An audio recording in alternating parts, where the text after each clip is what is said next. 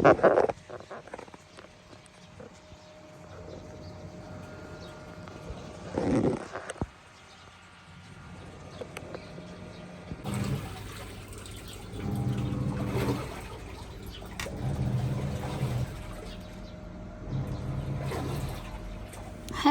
Welcome back.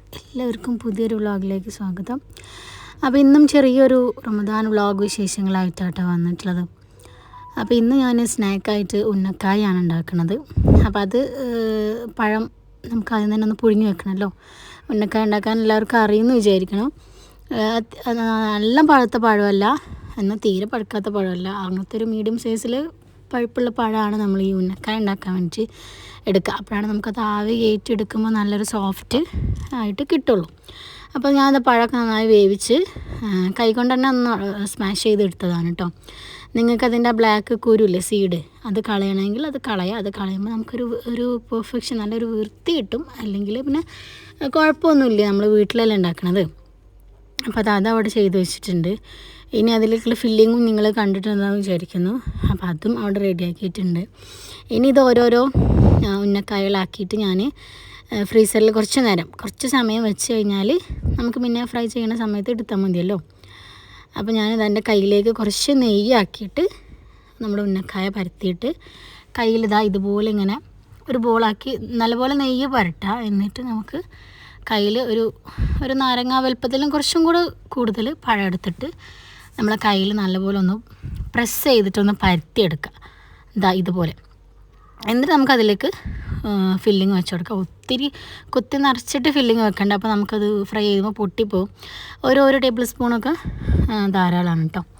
കണ്ടില്ല, ഇതുപോലെ ഓരോന്നും നമുക്ക് ചെയ്തെടുക്കാം കേട്ടോ. എന്താണ് എല്ലാവരും വിശേഷം? നമ്മൾ റമദാൻ ഇപ്പോൾ കഴിയാറായില്ലേ. നമ്മൾ അവസാനത്തെ 10ലാണ് ഇപ്പോൾ ഉള്ളത്. എല്ലാവരും നല്ല രീതിയിൽ അതൊക്കെ പ്രയോജനപ്പെടുത്തുക. നമുക്ക് ഇനി അടുത്ത റമദാനിൽ ആര് എന്ത് എന്നൊന്നും നമുക്കറിയില്ല. അപ്പോൾ നമ്മളത് മാക്സിമം ഉപയോഗപ്പെടുത്തുക. അള്ളാഹുവിലേക്ക് കൂടുതൽ എടുക്കാൻ വേണ്ടി ശ്രമിക്കുക. കൂടുതൽ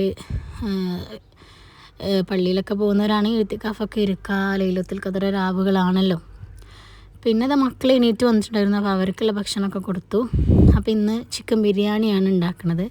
ഫ്രൈ ആക്കിയിട്ടുള്ളൊരു ബിരിയാണി ആയിട്ടാണ് ഉണ്ടാക്കുന്നത്. അപ്പോൾ ഞാൻ ഡീറ്റെയിൽ ആയിട്ട് കാണിക്കണമെന്നില്ല, ജസ്റ്റ് ഒന്ന് വീഡിയോയിൽ കാണിക്കുന്നുണ്ട്. അപ്പോൾ ഞാൻ ആദ്യം തരിക്കഞ്ഞില്ലേ, നമ്മുടെ തരി ഒന്ന് കാച്ചി വെക്കാമെന്ന് വിചാരിച്ചു.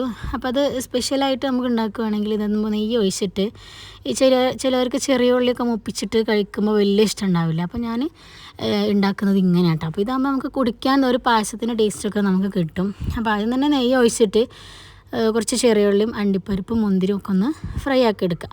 എന്നിട്ട് പാലൊഴിച്ച് കൊടുത്തിട്ട് ഒരു 1/4 കപ്പോളം റവ ചേർത്ത് കൊടുക്കുക. അതോടൊപ്പം തന്നെ സേമിയ ഞാനിന്നൊന്ന് റോസ്റ്റ് ചെയ്തിട്ട് ചേർത്ത് കൊടുക്കണം. സേമിയ ഇത്തിരി കുറച്ച് നമ്മൾ റവ എടുക്കുന്നതിനനുസരിച്ചിട്ട് സേമിയ എടുക്കുക. രണ്ടും തിക്കാവുന്ന സംഭവങ്ങളല്ലേ. അപ്പോൾ അതും കൂടെ ചേർത്ത് കൊടുത്തിട്ട് നമുക്കിത് കുക്ക് ചെയ്തെടുക്കാം കേട്ടോ. അങ്ങനെ ആകുമ്പോൾ പ്രത്യേകം നമുക്ക് ചെറിയൊരു പായസത്തിന് ടേസ്റ്റും തോന്നും. എന്നാൽ ഓവറായിട്ട് ഞാൻ റവ ചേർത്തിട്ടില്ല. നമുക്ക് തരി കാച്ചിയത് തരിക്കഞ്ഞൊക്കെ ഇഷ്ടമുള്ളവർക്കാണെങ്കിൽ പിന്നെ ഈ സേമിയത്തിൻ്റെ ആവശ്യമൊന്നും വരില്ല കേട്ടോ. അപ്പോൾ അത് ഇവിടെ റെഡി ആയിട്ടുണ്ട്. ഇനി നമുക്കിത് കാച്ചാനൊന്നുമില്ലല്ലോ. പിന്നെ ബിരിയാണിക്കുള്ള ചിക്കൻ ഇവിടെ ഫ്രൈ ആക്കിക്കൊണ്ടിരിക്കുന്നുണ്ട്. അതിൻ്റെ ഇടയിൽ ഞാൻ മസാല ഉണ്ടാക്കുന്നുണ്ട്. നോർമൽ നമ്മൾ ബിരിയാണി ഉണ്ടാക്കുന്ന ആ ഒരു രീതി തന്നെയാണ്. പിന്നെ എന്താ വെച്ചാൽ പൊരിച്ചിട്ടാണ് ഇത് ഉണ്ടാക്കുന്നതെന്ന് മാത്രം. അപ്പോൾ മസാലകളൊക്കെ ഒന്ന് ആക്കിയെടുക്കണം. അപ്പോൾ തക്കാളിയൊക്കെ നല്ല രീതിയിൽ നമുക്ക് വെന്ത് വരണമല്ലോ.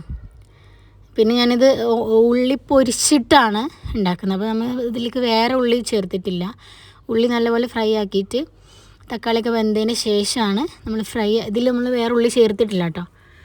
പിന്നെ ഈ ഉള്ളി പൊരിച്ചിട്ടുള്ള ഉള്ളി ചേർക്കണത്. എന്നിട്ട് അത്യാവശ്യം നല്ല രീതിയിൽ ഒന്ന് മിക്സ് ആക്കി എടുത്ത ശേഷം നമ്മൾ പൊരിച്ച ചിക്കനും കൂടെ ഇതിലേക്ക് ആഡ് ചെയ്യും. ഞാൻ കുറച്ച് ചിക്കനൊന്ന് മാറ്റി വെച്ചിട്ടുണ്ട്, മേലെ ഒന്ന് ഭംഗിയൊക്കെ വെച്ചിട്ട് ഫോട്ടോ എടുക്കാൻ വേണ്ടിയിട്ട്. പിന്നെ കുറച്ച് മല്ലിയിലയും പുതിനയിലയും 2 ടേബിൾ സ്പൂൺ ചെറുനാരങ്ങയും തൈരും എല്ലാം ചേർത്തിട്ട് കുറത്തിരി ഗരം മസാലയും കൂടി നമ്മുടെ മസാല റെഡിയായി. പിന്നെ ഞാനവിടെ നെയ്ച്ചോറിനുള്ള അരി അവിടെ വേവിക്കാൻ വെച്ചിട്ടുണ്ട്. ഇതൊക്കെ പിന്നെ എല്ലാവർക്കും അറിയുന്നതാണ്, അതുകൊണ്ടാണ് ഡീറ്റെയിൽ ആയിട്ട് അങ്ങനെ പറയാത്തത് കേട്ടോ. അപ്പോൾ മസാല ഇവിടെ തുറന്ന് നോക്കുമ്പോൾ നല്ലൊരു മണമൊക്കെ വരുന്നുണ്ട്. അപ്പോൾ ബിരിയാണി നമ്മൾ ദമ്മിട്ടിട്ടുണ്ട് കേട്ടോ. ഇനി ബാങ്ക് കൊടുക്കാനായിട്ടുണ്ട്. അപ്പോൾ ഞാൻ ഉന്നക്കായ ഫ്രൈ ആക്കി എടുത്തു. അങ്ങനെ പിന്നെ ഇതാ അൽഹംദുലില്ലാ നമ്മൾ ഇന്നത്തെ നോമ്പൊക്കെ തുറന്നിട്ടുണ്ട്. ഇന്ന് ഇതൊക്കെയാണ് കേട്ടോ, തരിക്കഞ്ഞിയും ജ്യൂസും പിന്നെ നാരങ്ങ വെള്ളമാണ്. അപ്പോൾ അതൊക്കെ കഴിഞ്ഞു. ഇന്നത്തെ വിശേഷം അത്രേ ഉള്ളൂ. ഇനി പുതിയൊരു വീഡിയോ ആയിട്ട് വീണ്ടും വരും. Take care, bye bye.